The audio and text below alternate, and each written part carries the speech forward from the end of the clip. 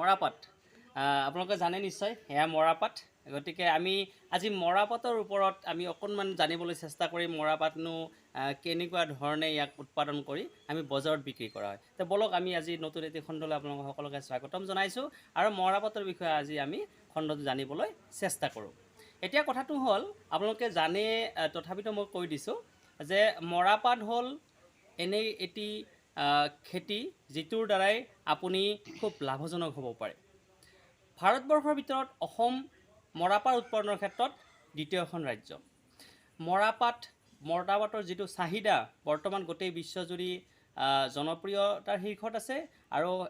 সেই ক্ষেত্ৰত অসমে এটি আগস্থান দখল কৰিবলৈ সক্ষম হৈছে এতিয়া মৰাপাটৰ এই যে মৰাপাটবিলাক দেখিছে এই আমাৰ ঘৰৰ পিছফালে দেখিছে এইবিলাক মৰাপাট এই মৰাপাটবিলাককনো কেনেকুৱা ধৰণে ইয়াক গোটেই এনেকুৱা এটা পৰ্যায়লৈ আহিছে গতিকে আমি অকণমান মৰাপাট খেতিৰ মাজত আছোঁ এইবিলাক মৰাপাট গছ দেখিছেনে এইবিলাক হৈছে মৰাপাটৰ গছ এই মৰাপাট গছবিলাক এইবিলাক আমি এতিয়া কাটিবৰ সময় উপযুক্ত সময় এয়া আমাৰ অসমীয়া যিটো শাওণ মাহ হয় শাওণ ভাদ মাহত এয়া মৰাপাট খেতি কাটিবৰ উপযুক্ত সময় ইয়াক কাটি ইয়াক যেতিয়া আমি কাটা হয় কাটি পেলাই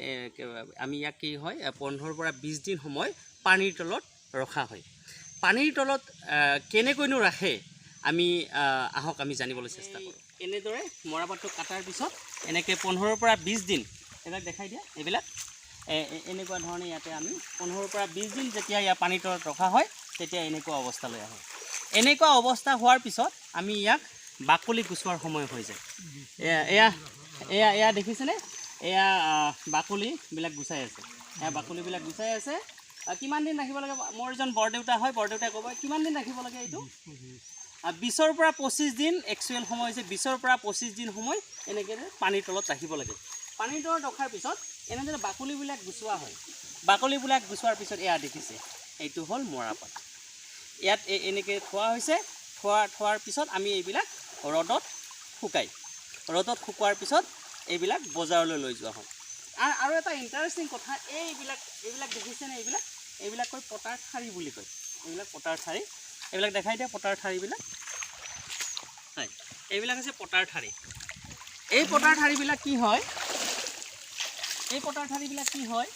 আমাৰ খৰি হিচাপে ব্যৱহাৰ কৰা হয় আৰু তাৰ লগত ঘৰৰ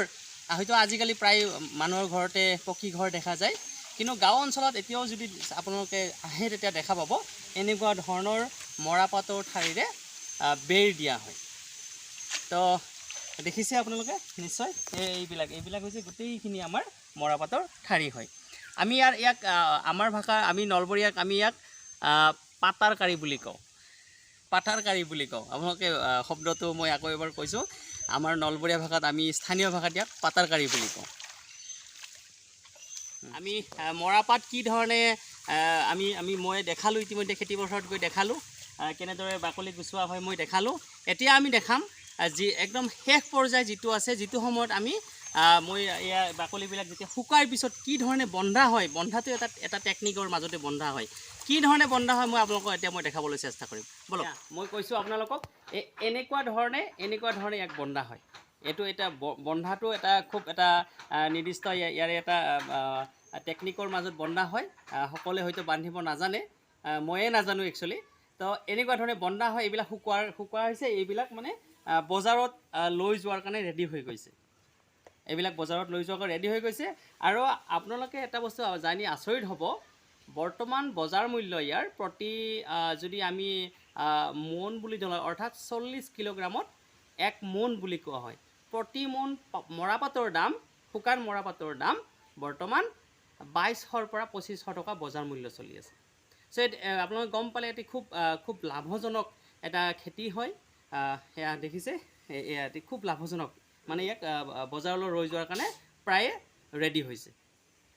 এয়া দেখিছেনে এইবিলাক মৰাপাটৰ ঠাৰিবিলাক যেতিয়া বাকলি গুচোৱা হয় বাকলি গুচাই যিবিলাক মৰাপাটবিলাক আমি থৈ দিলোঁ আৰু এইবিলাক ঠাৰিবিলাক এনেদৰে শুকাই আমি ঘৰত ৰাখি থৈ দিছোঁ যেতিয়া আমি আমাৰ গাঁৱলীয়া অঞ্চলবিলাকত প্ৰায় যিহেতু আমাৰ ঘৰৰ চৌকাৰ ব্যৱহাৰ এতিয়াও আছে গতিকে এইবিলাক আমি খৰি হিচাপে ব্যৱহাৰ কৰিম আৰু ধৰক কিছুমান আমি বজাৰলৈ লৈ যাওঁ বজাৰত বিক্ৰী কৰা হয় এনেকুৱা ধৰণৰ মুঠি প্ৰায় এক মুঠিৰ দাম বজাৰত লৈ গ'লে ইয়াৰ পৰা 5 পৰা 10 টকা কৰি বিক্ৰী কৰা হয় আৰু এইবিলাক কি হয় কিছুমান অঞ্চল বিশেষে আপোনাৰ ইয়াক মই কোৱাৰ ধৰণে আপোনাৰ যিবিলাক কেঁচা ঘৰ আছে সেই ঘৰবিলাকত আপোনাৰ বেৰ হিচাপে ইয়াক ব্যৱহাৰ কৰা হয়। তো আপোনালোকক মই আজি চেষ্টা কৰিলোঁ মৰাপাটৰ বিষয়ে অকণমান হ'লেও মই সাম্যক জ্ঞান দিবৰ কাৰণে। যদি আপোনালোকৰ ভিডিঅ'টো ভাল লাগে মোৰ ভিডিঅ'টো আপোনালোকে লাইক কৰিব, কমেণ্ট কৰিব, শ্বেয়াৰ কৰিব, লগতে ছাবস্ক্ৰাইব কৰিব নাপাহৰিব আৰু মোক আগবঢ়াই যাতে মই আকৌ উৎসাহ পাওঁ তাৰ কাৰণে আপোনালোকে সদায় আশীৰ্বাদ কৰিব। ধন্যবাদ।